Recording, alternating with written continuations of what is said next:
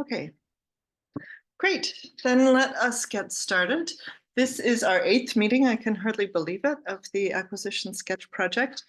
And we have moved now fully from the part 1 that's setting up the corpus to now part 2, writing up the sketch. And so our meeting last time was sort of half corpus and half sketch, and this is the first one fully on the sketch. And fittingly, we're starting with talking about background information for the sketch. Okay, so our agenda today is first to talk about the language information that we need as background, then the sort of general language information, then the typology of the language, specifically setting up the structural aspects, then any situations of multilingualism in the community, and community ideas about language learning and the learning environment. So that's our agenda for today. So I'll start with language information, sort of general background about the language. And so I'll divide in 4 sections and maybe stop at the end of each section for discussion. And throughout, I'm going to give some examples from the Inuktitut sketch, which is the first full sketch that we have, and also the one I happen to know. So, all right, so we want to identify the language first by using the ISO code and or the Glotto code, and the links are there. You can look up your language and find out your code there. And then what the language family is, and then any relevant dialect situation, and the dialect that you will be focusing on, if it's relevant to mention that, and locating the language, where in the world is it typically used, and maybe if it's used in different parts of the country that you're in, which part you're going to be focusing on, or whatever is relevant there. And then identifying the people, and whoops, one thing here. So, okay, identifying the, let me go back. The people that are using the language, how many people use the language, what's the population, and are they a distinct subset of the population? So is there several languages going on in the community, or does not everyone speak the language, or whatever is relevant for your situation? And then something about the linguistic situation across the lifespan. So in many of the situations we'll be working in, there's more older speakers than younger speakers, for example, or in a situation, maybe you're working with children learning in a language nest. So there'll be younger speakers and older speakers, but speakers in the middle are maybe not so fluent or not so many. So how does the language distribute across age groups? And is there any shift to bilingualism or multilingualism, maybe starting school if the school is in a different language, or, well, we'll talk in a minute about what the multilingualism situation is. Okay, so identifying the linguistic situation. Then information about the setting. Is the language one of several used within the community, or is it the only language in the community? Whatever issues are relevant there. Is the language restricted to particular domains of use, like within the home, in community events, in religious activities, and cultural activities, whatever? What languages are used in schooling? And is there a particular age when schooling starts in a different language or grade or whatever? Or is schooling in that language throughout? Or maybe there isn't very much schooling, whatever role school plays in the community. And if there are any previous studies of child language acquisition in that language or closely related languages that would be relevant, then it's useful to mention that as well. So here is an example from Inuktitut. This is our full paragraph about the language information. So you can see that the goal here is not to write mountains and mountains about everything for pages. We have just one paragraph, and we say here succinctly that Inuit languages are spoken where they're spoken in Alaska, Northern Canada, and Greenland, that it's part of the Inuit Yupik Unangan family, that there's 34,000 speakers, that we're focusing on the Takamiut dialect, and where it's spoken, that it's the native language of most Inuit, and most Inuit use Inuktitut as their main language at home. There are some simultaneous bilinguals, but most people become bilingual by going to school, which after grade 2 occurs mostly in English or French. And here's the glottal code for the language. So you see the information really succinctly represented in just this one paragraph. Of course, it can be longer if you have more to say, or shorter, I guess, if you have less to say, but cover this relevant information. And then Inuktitut is in the lucky situation, I think, of having some previous research on language acquisition. And so here we've presented that. There's research on communicative competence and morphosyntactic development, finiteness, code switching, information structure, some overviews of the general acquisition pattern, and a couple of language development tests. So again, in one paragraph, we succinctly represented that and put lots of references so people can look that up if they want to. Okay, that is all I wanted to say about the language situation. Does anyone have questions or comments, or maybe? All right, typology, the second question. This will answer Maria's question. All right, and so here we want to talk about, in this section, we want to talk about the general grammatical properties. So the goal here is not to present a full grammar of the language. That would be, 70 pages in itself. And our main goal is to present the sketch. So we want just enough background about the language to situate it. So in this section, refer just to the general patterns of the language, and then if there's specific details that you need to illuminate a particular structure, those can go in later sections in the child-directed language or child language sections. So for example, you might mention that the language has a rich inflectional system in this section, but then go into details about what that looks like in a later section when you talk about children's acquisition of inflection, for example. If there are grammars for the language, it's useful to provide references for those, obviously, so people can look them up. But there's no need for a full grammar to exist for the language before you start a sketch, because while some of us are going to be in situations where there's already grammars and dictionaries and whatever, many of us will be in situations where those resources don't yet exist or only partially exist. And if we say, oh, I'll put off doing my sketch until we have a full grammar and dictionary, there may well not be any child speakers by that point. And so it makes sense to go ahead with the sketch at whatever state you are. And then part of the work of the sketch will probably be figuring out some grammatical analysis of certain structures that you're focusing on. But okay, that's better than not having a sketch at all. All right, so no need for a full grammar to exist. So what to include in the introductory part about typology? It's a good idea to say something about phonology, an overview of the basic phonology and any notable phonological properties like lexical tone. So for Inuktitut, this is what we said. Inuktitut has pretty simple phonology. So we just mentioned that it has 3 vowels and 13 consonants and has stress, and talked a bit about the stress and intonation patterns. And you see that this is just one paragraph. Some of your languages will obviously have more complicated phonology, and then you want to say something about that, but for Inuktitut, that's fairly simple. Then for the grammar section, for word order and syntax, then we want to say something relatively simple, probably here, like, is the word order fixed or flexible, and what are the possible word order options for the sentence and for the noun phrase. So not super amounts of detail.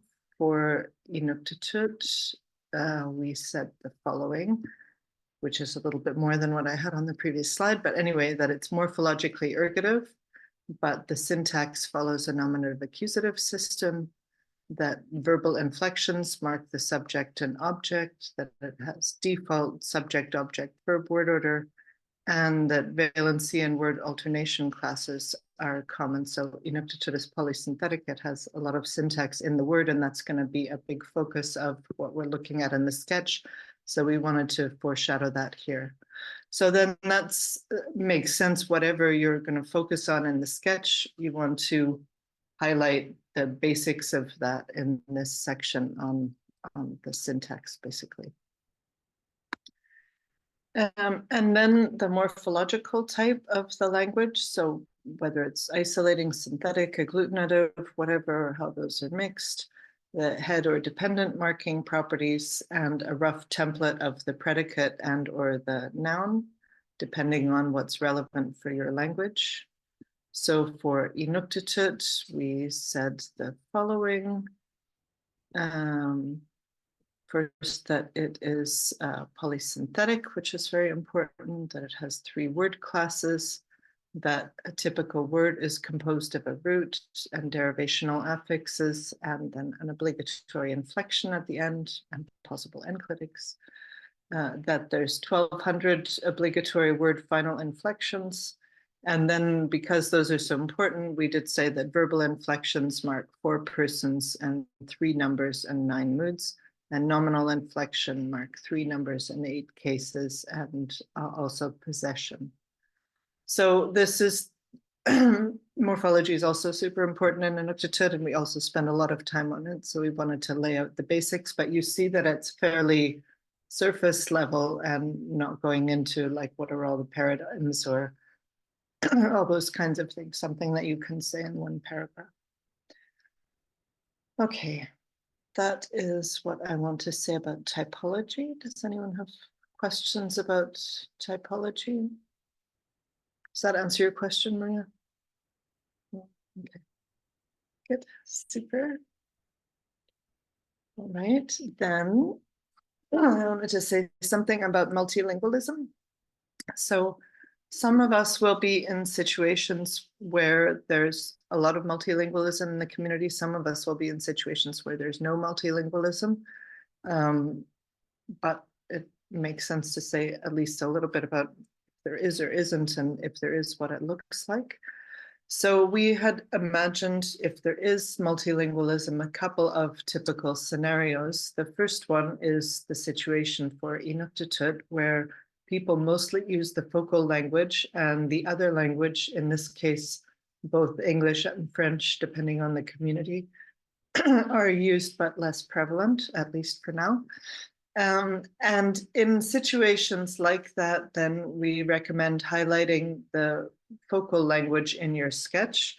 And so since you want to focus on the focal language, then in the data collection situations, think about situations where that language is likely to be used, and write your sketch on that language. And note patterns in the other language in the introductory section, like when and where the other language is typically used. So, for example, if the language is used in the home primarily, then do your data collection in the home. If it's used outdoors playing, then do your data collection there. But if the other language is predominantly used in, I don't know, certain community settings, then that's probably not the best place to focus your data collection. Another possible scenario is that all people in the community are highly bilingual and regularly use both languages. And in that case as well, we recommend focusing your sketch on one or other language, largely because it's simpler that way. If you don't know anything about the acquisition of either language, then it makes sense to focus on one, and maybe later you could focus on the other.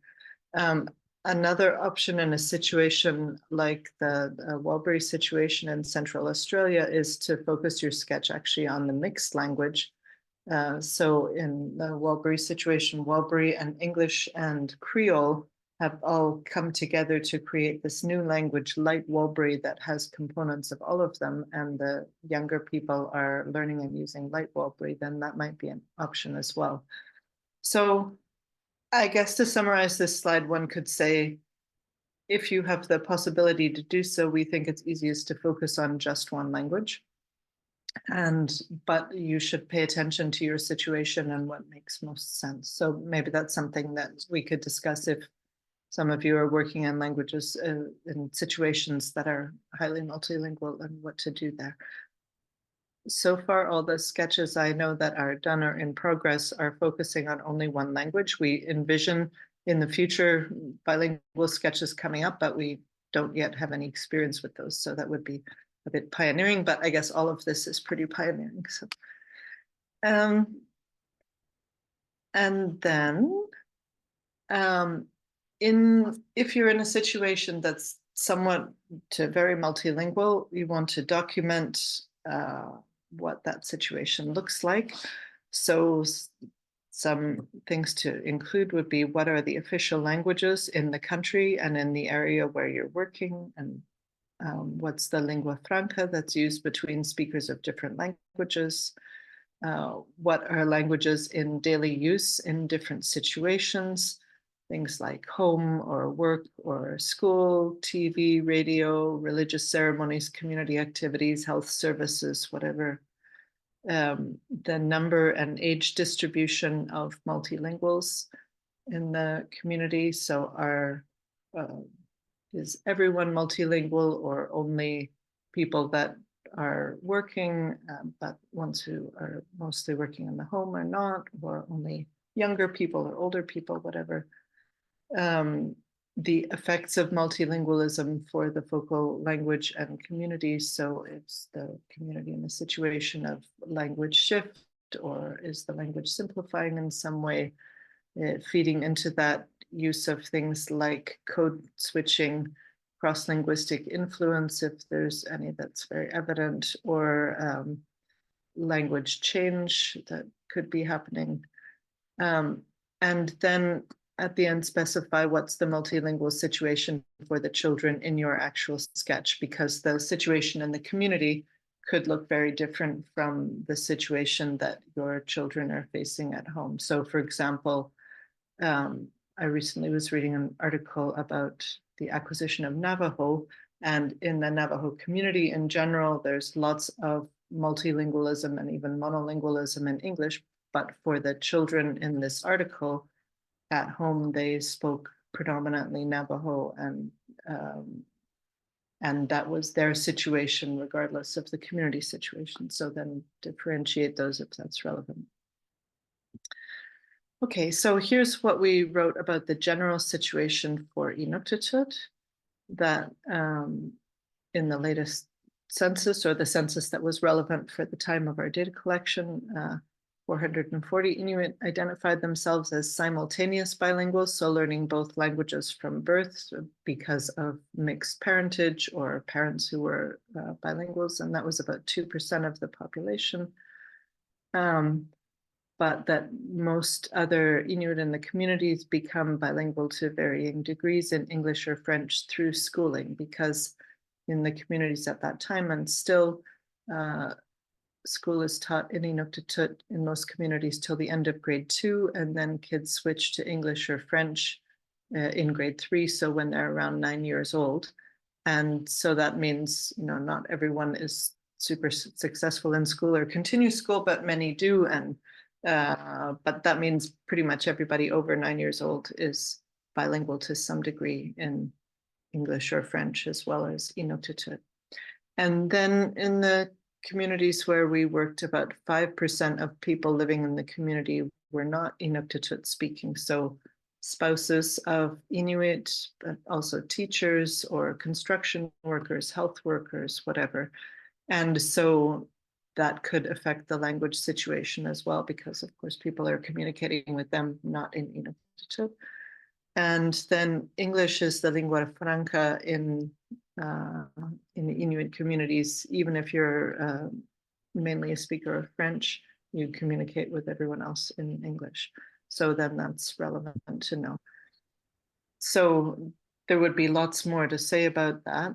And I think we actually do have a general paragraph with some more details before this, but this is the basic information. And then we have a paragraph about the effects of multilingualism. So depending on the community, traditional topics like religion and the environment are pretty much always spoken about in Inuktitut, but conversations on leisure activities, especially involving younger speakers, more often involve other languages. English and French are used at home, mostly in homes with older children who are already going to school and using English, the cool language, whatever. And in a couple of studies, we found some evidence of, I don't know if stagnation is a good word, but anyway, changes in Inuktitut as a result of exposure to the second language.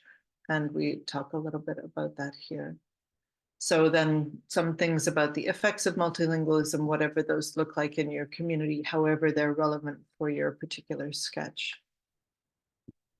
And then we said something about the multilingualism in our particular study. So at that time, we said young children acquiring Inuktitut typically attain a very strong command of the language within the first 4 years, so the normal range of acquisition. All the children in this study were growing up in families for which Inuktitut is by far the predominant language. It was used pretty much all the time, even though some family members, the parents, older siblings, whatever, spoke other languages. And our sketch focuses only on Inuktitut. And in fact, there was not very much use of English and no use of French in the data that we collected. So it was fairly straightforward to do that. Again, you have to fit this to your situation and the reality of your community. If you are working in a monolingual community, here's some ideas of possible ways you might want to address that in the sketch, even if you're mostly focusing on the whatever the focal language is. So you could say something about code switching or code mixing if that's predominant. You could say something about cross-linguistic influence if that's something that comes up saliently in the data you collect. You could say something about diachronic change. For example, if there's differences in older versus younger speakers that seem to be leading to language change long term. If there's any evidence of the emergence of a new language, like what I mentioned before about light bulbery, that would be relevant to mention. In many studies in general, people compare the trajectory of acquisition of a particular phenomenon across the two languages of bilingual or a particular phenomenon in monolingual versus bilingual children. That's not really the focus of the sketch, and you probably won't have enough data to do that, even if your children are using two languages. But if you're in a particular situation, that might be something to think about. I don't know. In general, we expect that you probably won't have enough data from two languages to really document these patterns in a quantitative way. So probably you should be focusing on more qualitative discussion of what the patterns look like. But again, this will depend on the data that you collect. Okay, that's all I want to say about multilingualism. Does anyone have questions here? No questions? Okay, then I will go on to the last section, which focuses on learning environment and ethnotheories. So this section focuses on how the community feels about language development in general. What are their ideas about how children develop language, and whether anyone else in the community has a role in that. And so we've divided this into 3 sections. One is ethnotheories on language development, which could include ideas about how children learn language. Do adults play a role in children's language development? Can or should children be explicitly taught language, or are they just acquiring it from the environment? Are there different attitudes about acquiring different languages if bilingualism is a phenomenon in your community? So those are some ideas to spark content here. Do they recognize any developmental stages in acquisition? Are there points where children master specific skills? And if so, what ages and what skills? Are there community ideas on when children start using language? Is it when they start speaking, when they start comprehending, when they start babbling? What constitutes the start of language use? Do they have a sense of what typical first words are? What shows when children have acquired most of the features of their language? And these kinds of things are useful as background information in the introduction, but also very useful for you as you're looking at the data in your sketch to get an insight into where to focus. So if they say, for example, these are all the typical first words, then you can be focusing on that, or these are the structures that are the most sophisticated that show what children have acquired our language, then that would be something to focus on as well. And then some other points to think about here are children's gestures and gaze and early vocalizations considered part of language. There are some communities in which gestures are super important and others in which they aren't considered really part of language. Do people assess children's language in any sense? So is there some sense of what a better speaker looks like or a worse speaker looks like? And that could also guide what you might pay attention to in your sketch. Okay, so ethnotheories, then views on language use. So one important topic here is, do people have a sense of a special register used with children? So what we call in Western mainstream culture, child-directed speech or child-directed language, since it includes sign languages as well. And if they have this idea, do they reflect on why or why not they might be using child-directed language? Are they aware of any specific lexical or structural properties of child-directed language? When is it used? How commonly is it used? And answers to these questions are important as background, but again, they'll really help guide how you write the child-directed language section and what you focus on there. Then comprehension versus production is another important topic. Do people focus differently on comprehension versus on production?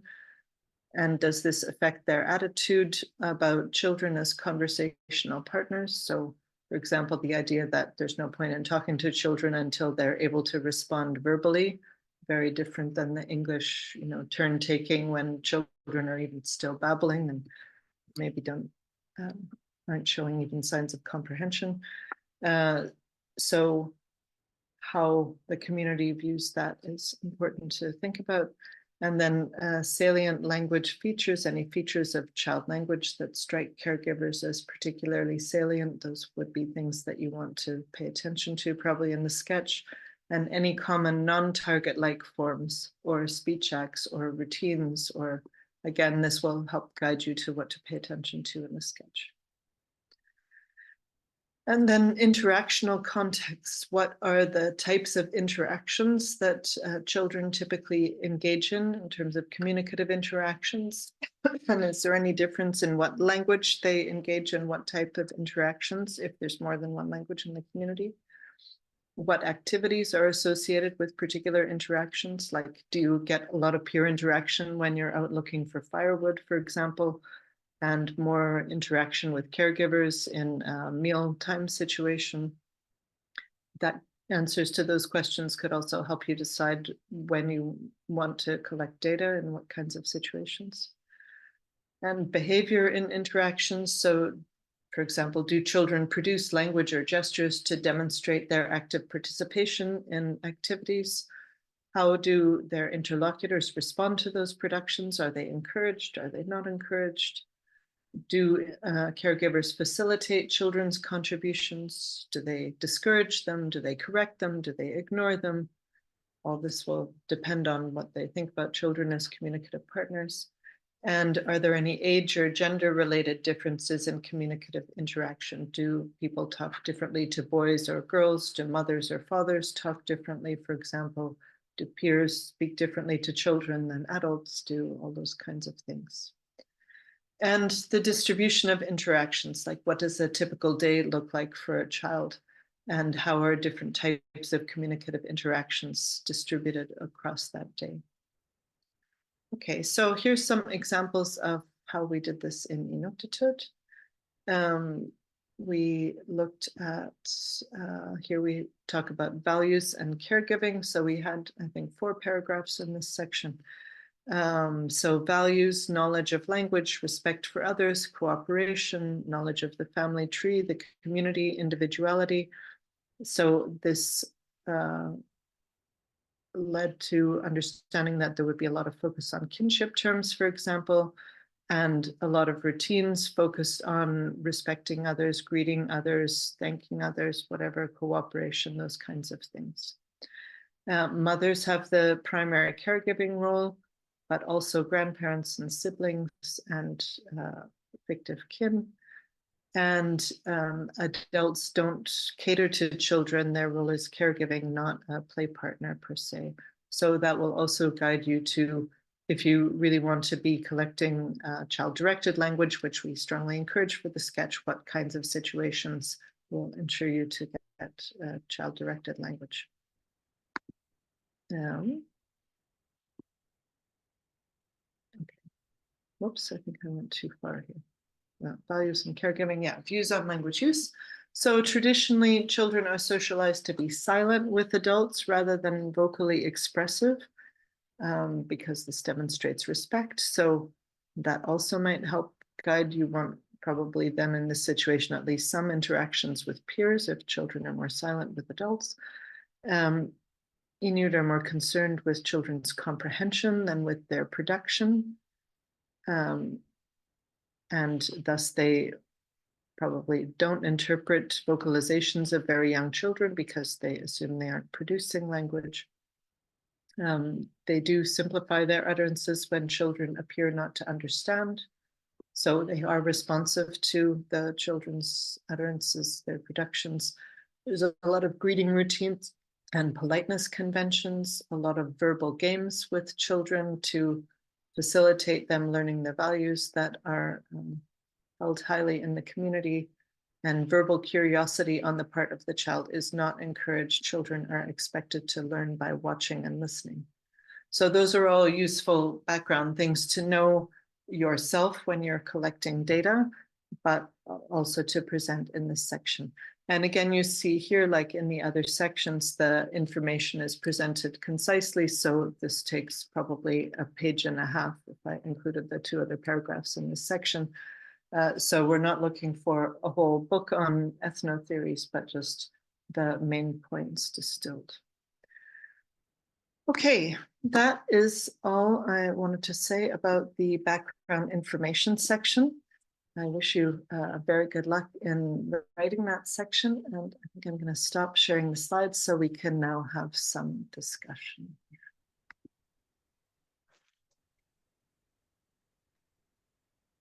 And, oh, I should. Sorry, I stopped it on my side, but not on your side. And now I don't know how to do that. Evan, can you stop the slide sharing from your side?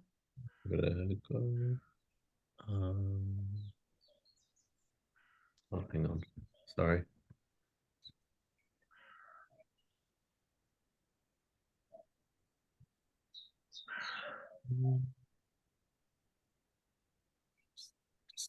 There we go.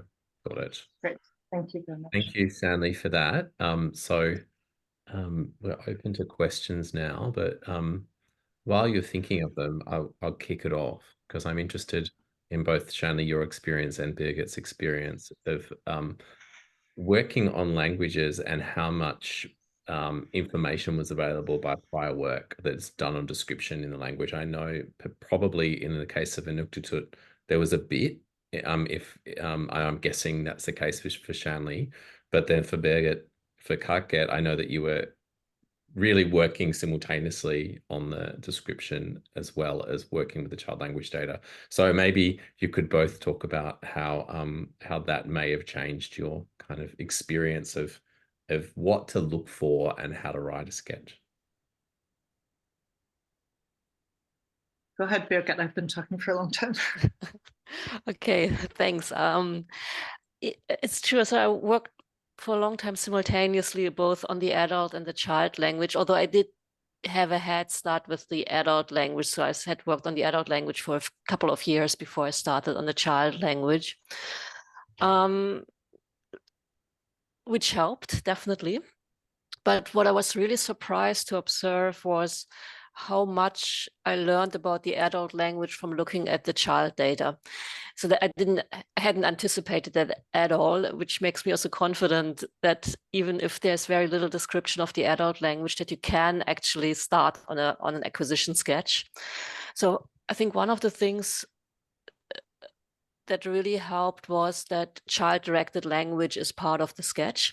So there you get adult language, and even if you don't know very much about the structure, the grammar of the adult language, you will get quite a bit out of the child-directed language, even keeping in mind it might be a special register, it might, but still every kind of language that we collect for the adult language will also be a special type of register. So and the other thing was the approximation of the longitudinal setup for the children. So that when we look at the 2-year-olds and compare them to the 4-year-olds, there's quite a lot of language with the 4-year-olds that give you ideas about the patterns, the structure of the adult language.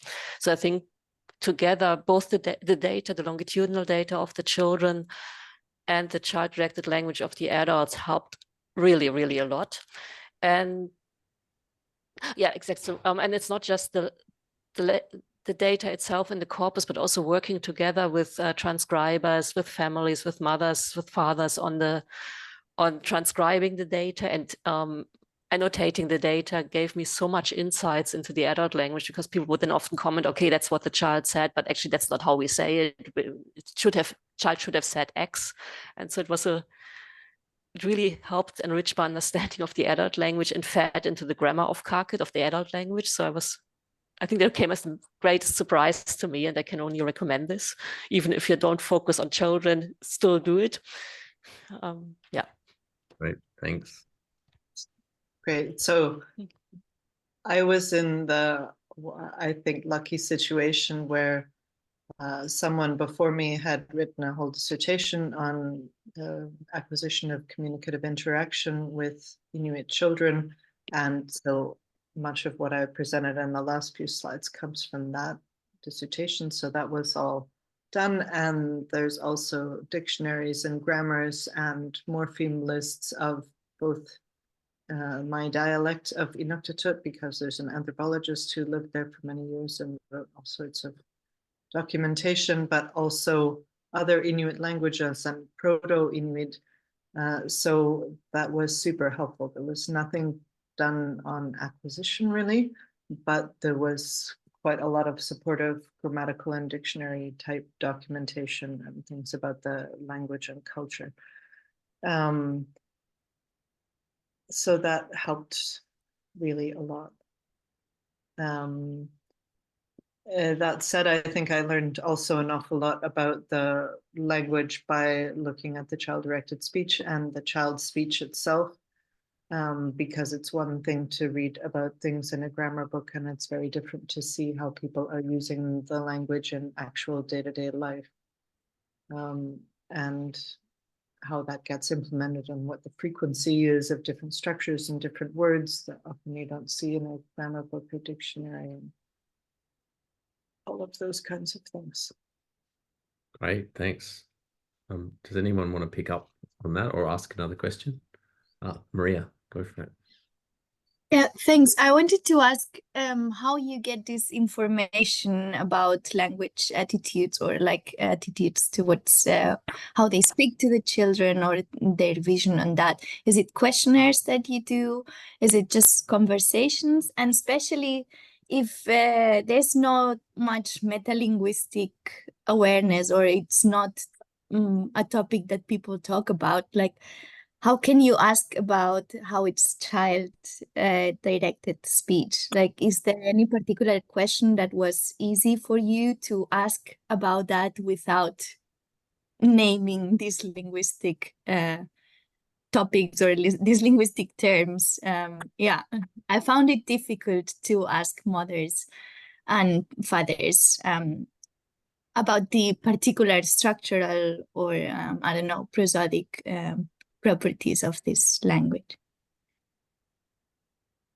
So in the Inuit situation, the person who did was Martha Crago, who did the dissertation on the acquisition of communicative competence, and she did interviews with the parents where she went and sat in the homes, and she also videotaped their interaction. So a lot of the data I used in the sketch actually come from her videotapes where she was taping like a 1-year-old child for 2 hours interacting with their mother, and then looked there for themes, but also had a series of interviews with the mothers where both she was present at the interview, but also had 2 research assistants that helped her, one in each community, that I think mostly conducted the interviews and did the talking and whatever.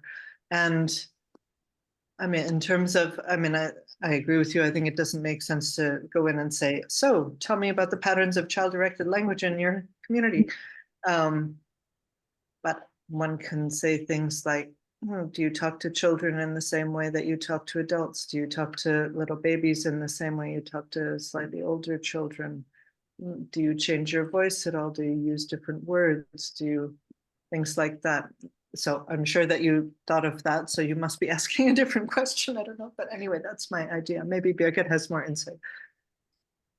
Yeah, I think it helped for me to treat this as a very step-by-step process. So at the beginning, it was really we're just talking about children. I was asking these general questions that Shanley was just mentioning, and sometimes would get some. Sometimes people were confused what I was asking about. Sometimes people actually got an idea what I might be aiming for.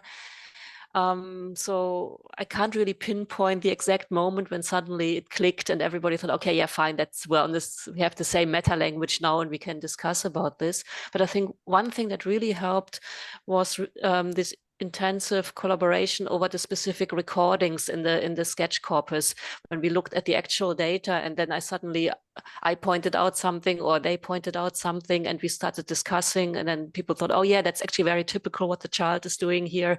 I've heard that a lot.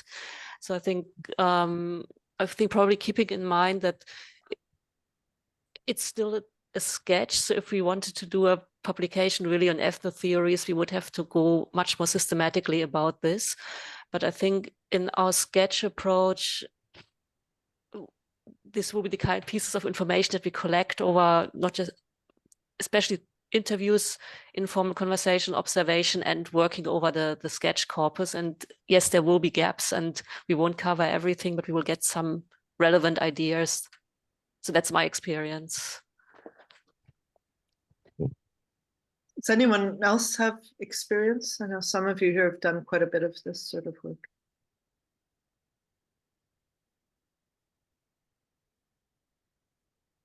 Like Sigal, for example.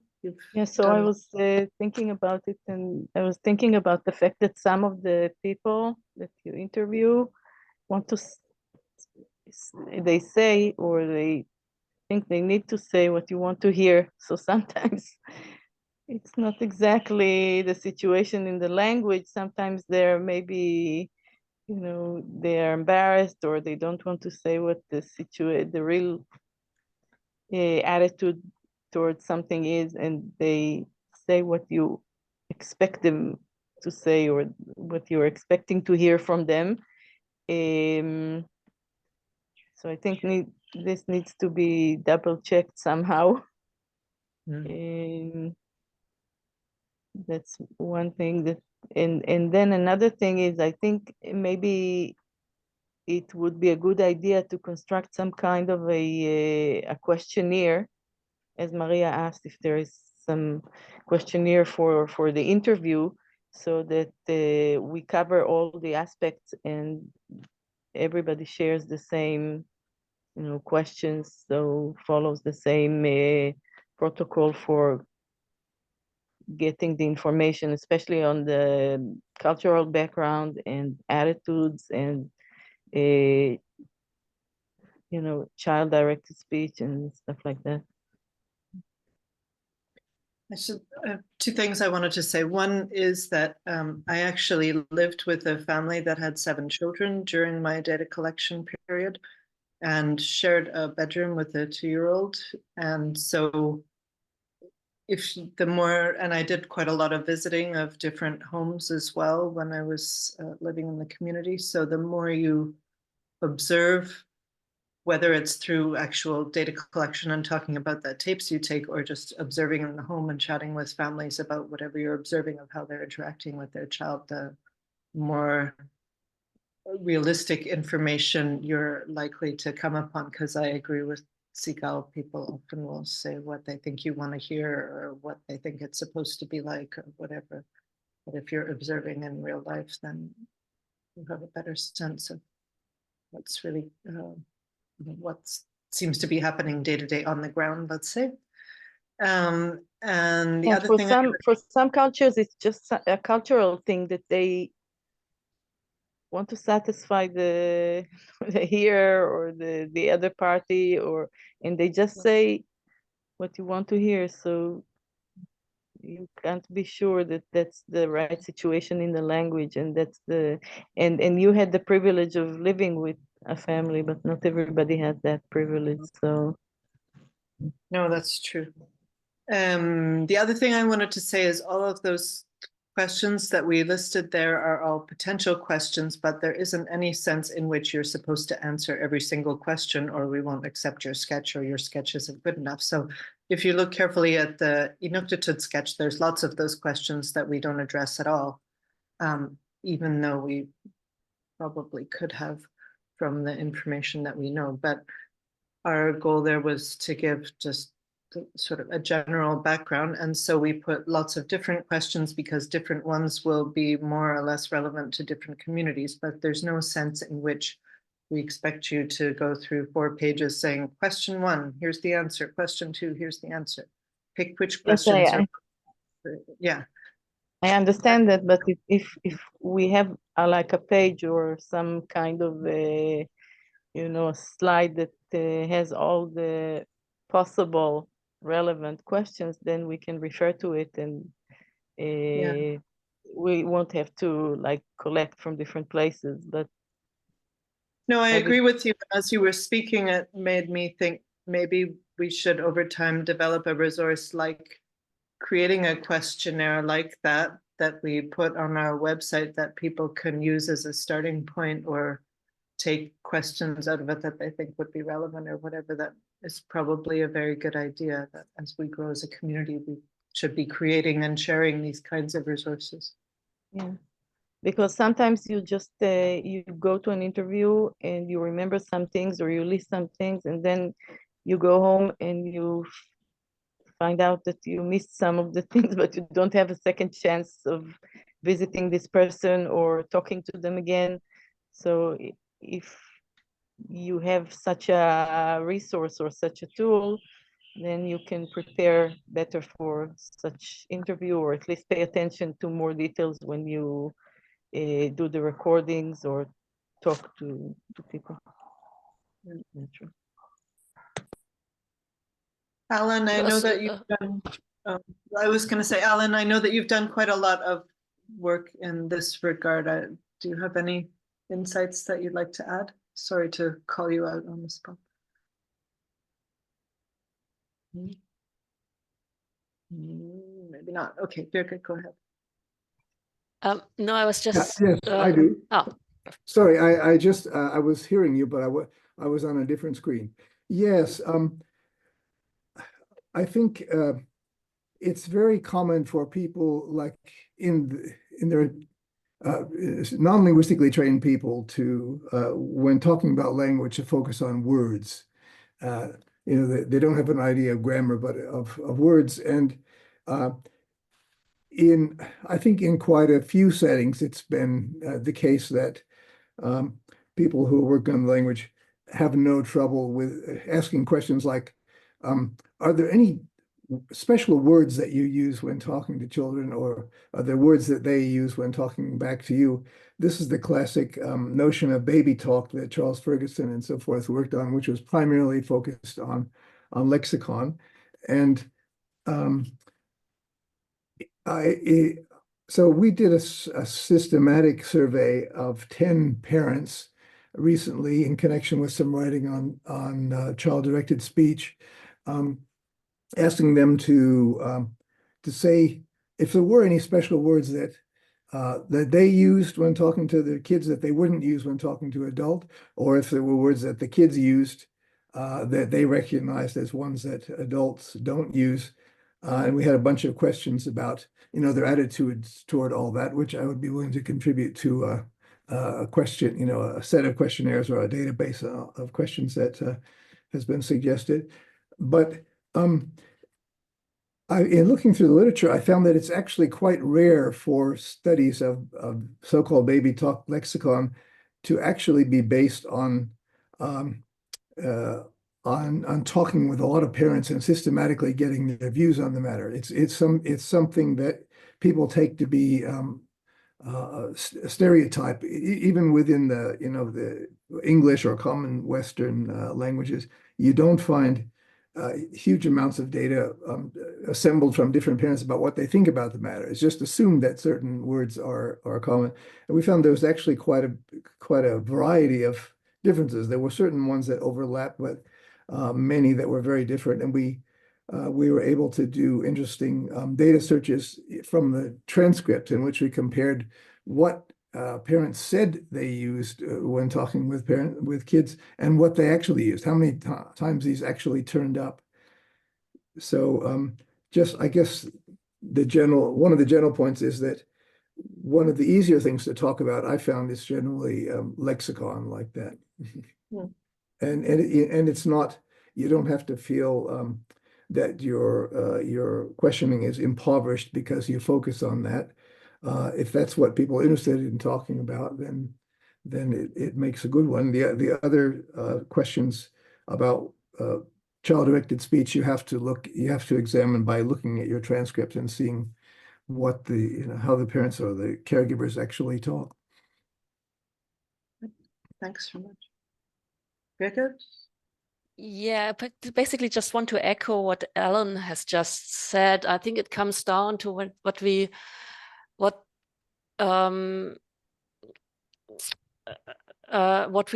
role of this ethnological, anthropological information for our sketch.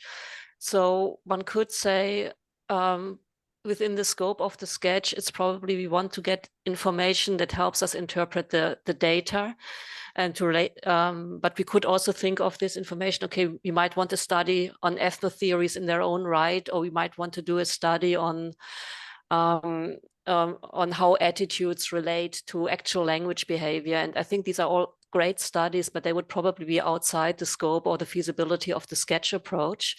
Because, I mean, there's tons of literatures about how attitudes relate to what people actually do in real life. Yeah. And there's advocacy for multi-method approach, it's totally great, but I think it's beyond the scope what we can do with the sketch. Yeah, it was basically beyond the scope. And I think one of the ideas with the sketch format is a little bit to also take this as a basis. So to have the sketch and then pursue things according to also your research interests. So if you're really interested in comparing the how attitudes relate to actual behavior, by all means, go ahead and add further methods, further research questions, and devote more time to that. But that would be the flexibility of the sketch approach. I think that you can take it as the basis and then move off in all kinds of different directions that cater to your interests or the community's interest. And there's no harm in collecting data that won't fit into the sketch, but will be useful for a more detailed study later on. Yeah, totally true. Yeah, in fact, that's, I guess, our hope, right? That people get a taste for things and then continue to collect data and look at things in much more depth. Shanley, sorry, did you have something you were going to say? I was just saying, I see that we have, less than 1 minute left. I wondered if anyone had questions about multilingualism per se, because that's something that we've talked about with other people. And I know some people have been wondering about. No questions? No one in multilingual communities wondering what to do? Great. That's super. Then maybe we should be punctual and finish things right on the dot of 10. Does anyone have last questions that they are burning to ask? Okay, if you do have more questions, we'll repeat this session again this evening at 6 Berlin time. Probably not a good time for Australians, but maybe some of those in other places could come back at 6. At 6 tonight. Often we've done it at 5, but tonight it'll be at 6. And thank you very much, everyone, for your participation. And we look forward to seeing you next time.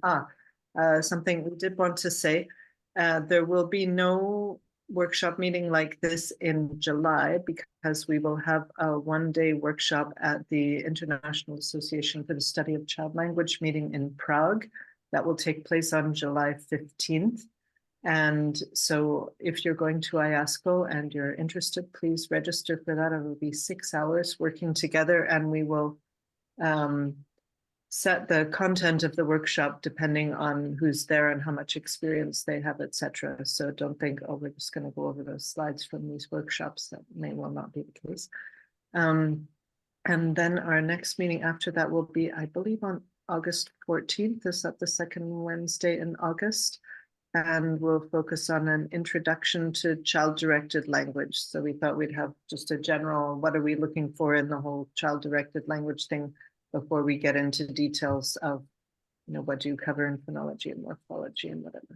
So August 14th, then introduction to child-directed languages, our next meeting like this.